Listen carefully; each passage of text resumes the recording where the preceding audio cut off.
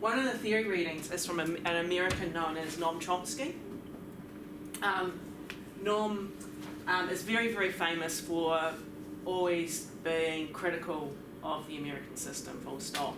But he had the experience of going to a state school that was fully funded and run like a state school with uniforms and everything, and then going to an alternative school in which it was all about his choice and what he wanted to do. And he would be very much in agreement with the Mark Twain quote that I often throw at you: I never let my schooling get in the way of my education. And he points out this, and it's quite funny that what happened today in our house is pretty much a little bit like this. If you happen to be a little innovative, maybe you forgot to come to school one day because you were reading a book on something, that's a tragedy. That's a crime, because you're not supposed to think. You're supposed to obey and just proceed through the material in whatever way they require. So that basically means, imagine if all of a sudden, and I'll pick on something that's just a trivial thing, that you've learned to fish over the weekend. You've got this newfound skill, and you really want to be able to develop that skill and actually have some success. And so you decide on Monday, nah, not going to school. As far as our system's concerned, that's wagging, that's not learning. That's wagging. Even though the kid could be engaged in education. I had, some of you know the research course last year, I had one of the students from the other cohorts from the addictions and counselling, one of the sessions that we ran.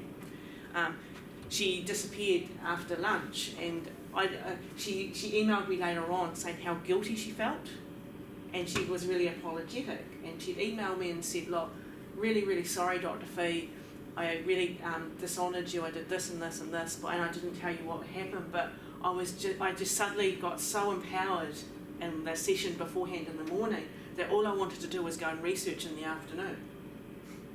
And I was like, whoa, if only I could get that happening with the BYD students. Note yourself. Yeah, but it was quite honouring to me, because what I want to do, and it actually has happened. It happened in this course with one of our Praxis Now tutors. Yeah, that you'll know the guys that came through.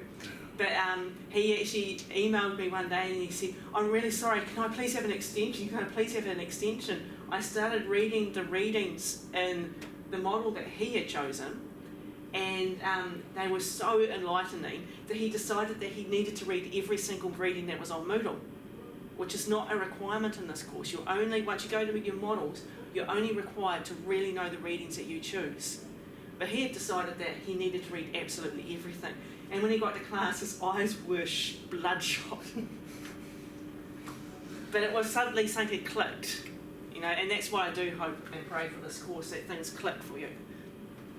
So Noam Chomsky, though, is really getting at the purpose of education is not the curriculum. The curriculum's got nothing to do with the purpose of education. The purpose of education is creating a particular type of individual. A particular type? Mm-hmm. And alternative education people would argue that actually you can actually do this within a normal school environment, but you need to be able to know what education is for. So that's why they would say you could actually have a liberating classroom, but you need to actually know the purpose of education. And I am going to go into that, and I am going to go into the particular type of person. So what's actually destroying our system? Well, it actually goes back historically to ancient Greece, and a philosopher called Plato, who is very famous. He's one of Socrates' students, and he created an idea of what an ideal society would be. And it's very much a pyramid. Nice, lovely pyramid, like this. And at the top of the pyramid he's got what he calls the guardians. And the guardians are philosophers, the most intelligent people. And they are deserving of the richest and best education that a system can provide. Down the bottom of the pyramid are our slaves. Now, don't think slavery like Africa. If you were walking in ancient Greece or ancient Rome, we could be in a classroom and like 7 of you could be slaves at this point in time. They were ordinary people in society, but they were owned by people. Okay, slaves only got an education that was of deserving nature for slavery. Now, Plato did say that 1 or 2 slaves could become a guardian at some point in time, but not all. So where you sat on the pyramid is the education that you would get. You see, give an education worth gold to those who are gold. Give an education worth silver to those who are silver. Copper to those who are copper. Don't give everyone the same experience. Make sure that society always comes out as a pyramid. Now, mass schooling didn't really occur until the mid-1800s, when all of a sudden reading becomes something that's really important. But also we're starting to get those differences between children and adults. And G. Stanley Hall, as you know, starts writing, invents the word adolescence and stuff. Mass schooling was seen as a way of being able to create a particular workforce.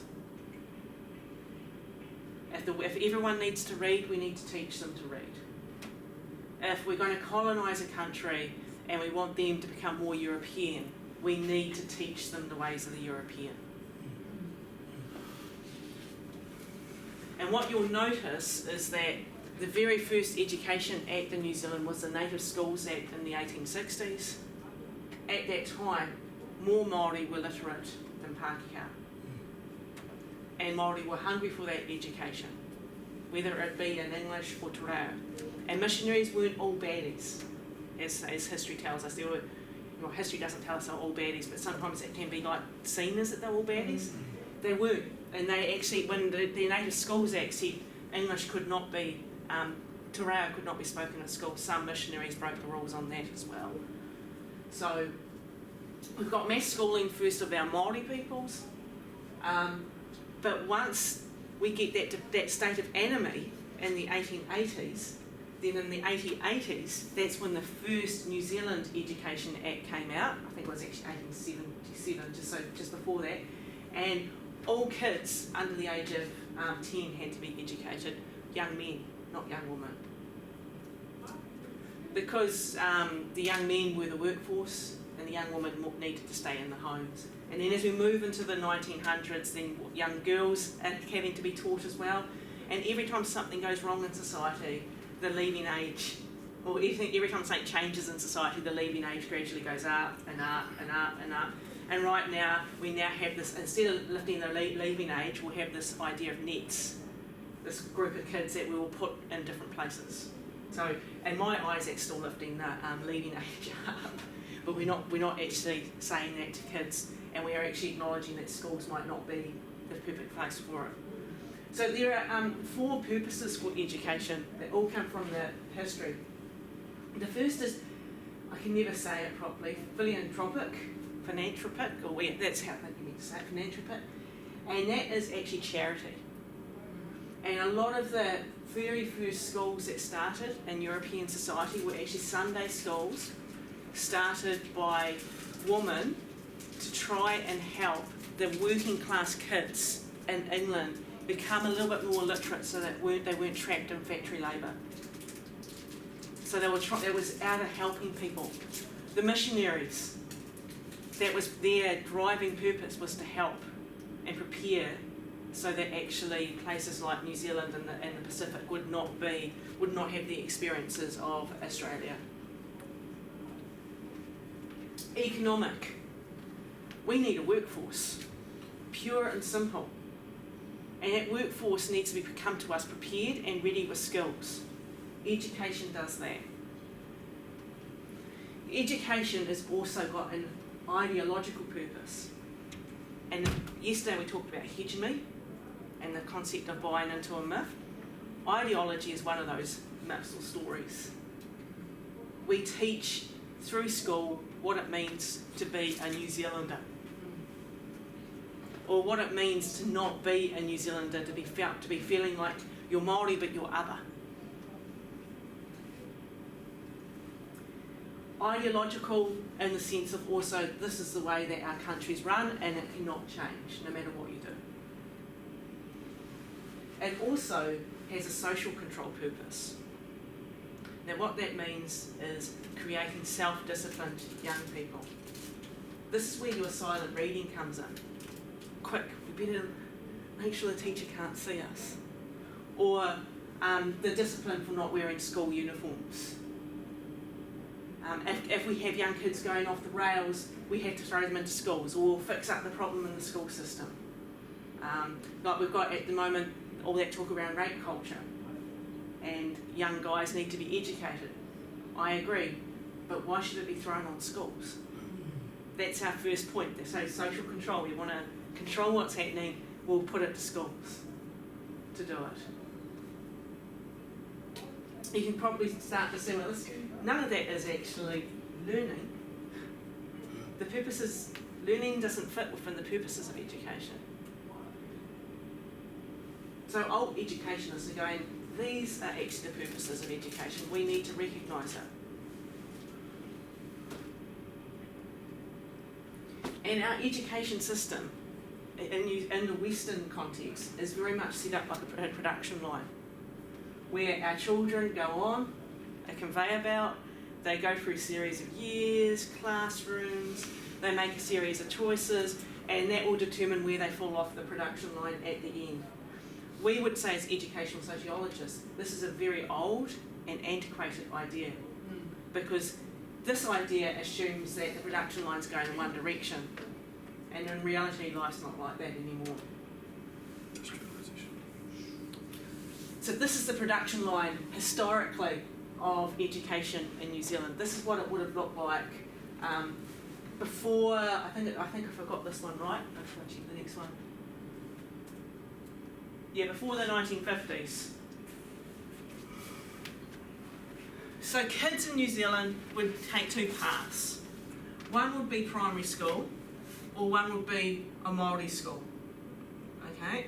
A native school, they're often called native schools. And at the end, say when you were in standard 4, which is year 6, you would take what was called a proficiency exam. So you actually had to do an exam at primary school.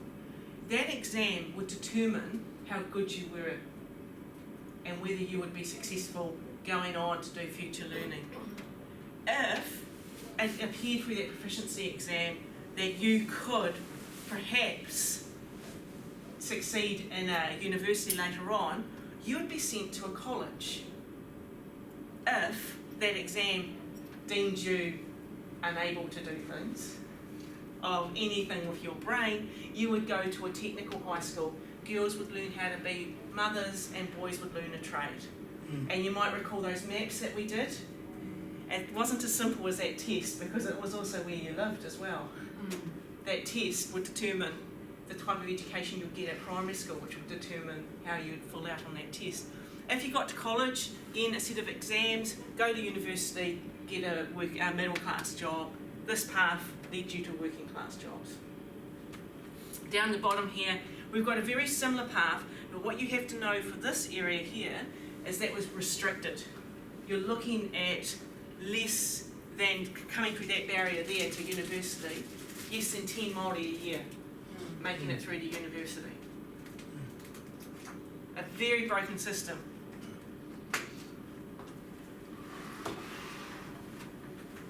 Now it looks like this. You go to primary school, our lovely conveyor belt, both paths. You automatically go to high school. There's no exam. Once you go to high school, and we'll say this here is 1960s to 80s, at high school you would do what was called UE. Yeah. And UE was a flawed exam. UE was designed to ensure that 50% always failed. So you'll have this exam at the end of the year, and they would put you through the exam they'd mark it, and then they'd scale it to fit into a bell-shaped curve. Because this is all about normal. Normal fits into the middle of a bell-shaped curve. And we were told, this is a system that some of us went through, but we were told always try to aim to get 60% on the exam, because if they scale you down, you'll fail. So you might pass the exam, but in the scaling you'd fail, and then you can't go to university. Well, you were just trying to get into sixth form was the same. Yeah, it's called cert. That's what I'm talking about, school cert there, yeah. All through the system, you would have 3 exams: school cert, and then sixth form certificate, and bursary, Yeah. and all working on a scaling idea that we always had to have 50% pass and 50% fail. Once you got to university, once you got your school cert, if you didn't pass, you'd be sent to an ITO, which is an industry training provider or a private training establishment, and you'd go on to a working class job. If you passed and got bursary, you'd go to university and get a middle class job. Now we have NCEA, and it's still thought that NCEA makes all pathways possible. It doesn't. It still works as a conveyor belt that sorts. So you get to high school, and often you're encouraged to take one of 3 paths: a unit standard path, that you'll pass or fail each credit, or an achievement standard path, which is you'll pass or fail, but you'll pass with achieved merit or excellence. So it's a little bit like A, B's and C's. Or you'll take a path that's a mixture of the two. The unit standard path leads most of our kids at school through to polytechnics.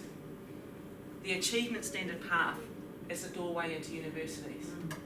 And in fact, for some of the kids that we work with who are going through the mixture path, it becomes a panic path when they haven't got their achievement standards in maths and literacy and numeracy, because suddenly they can't get into university. Why this works as a sorting belt is quite often, and actually our kid said this, and we actually talked to her all about this, said, I've got into year 12, and I've all of a sudden noticed all my Māori friends aren't with me. And so we did talk to her about it, and I said, well, for a lot of kids, what happens at high school is their teachers will sit down and talk to them, and they'll say, we think you're best to do this path is the easier path. You want to keep up your sport, do this path. They're making assumptions, it's called unconscious bias, based on skin colour, and pushing a lot of our brown kids through this path when they could actually do this path. But then the other question an alternative education person would ask is, why are we having this anyway? And the only reason why we're having it is because it was meant to be all unit standards. Everyone was meant to do unit standards. But the universities kicked up a fuss because unit standards are what we use in polytechnics. And they didn't want to have to come down Plato's pyramid one step to acknowledge that maybe polytechnics are offering something that's actually quite good. I'm not saying unit standards are good. I do have some issues with them myself. But universities were, no, if kids, we have to have something different, something that gives us a differentiation, makes it really clear which are the top students and which are the bottom students. But you can both walk out of both places with a degree. Yeah, but our degree is not unit standard based. And the story of the BYD is quite interesting too, because it originally was created as a unit standard degree, but then the universities were like, no, it can't be a unit, we can't have unit standard degrees. There were 2 that were created, this one and a Bachelor of Social Work. And we were both told, both institutions, no, you can't have a unit standard, so your students will be required to learn research skills. So what do we walk out with? You will walk out with a proper degree that universities have to recognise. So we bent to what the universities wanted, and I'm really honoured with that side, because I can actually say to you all, you can walk up to Vic, you can put an enrolment form in for a Masters of Education. They know me, so they'll say yes to you going in. But they also know that you're equipped with all the skills in this degree to get a Masters. I feel like doing that just to be cheeky. And like I've said to you, we've got one of our students who's just been accepted into the University of Edinburgh, so it goes. So those are the pathways that we have within our system.